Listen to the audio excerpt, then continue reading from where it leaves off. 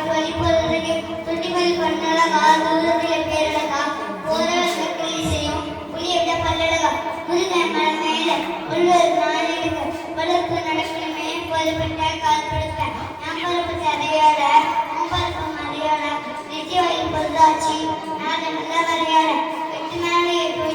எட்டு மேலே நான் உச்சி பொழுவதும் புல்லாக்கு தாக வரும் சத்தையடி மறந்தாலும் செல்லாதான் தண்ணி உண்ணாதான் கையில சிற்கும் சுதர் உழைப்படி சங்கமன் உழைப்படி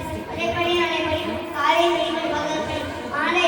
பெரும்படி அக்கன் கஷ்டப்படி வாழ்வதும்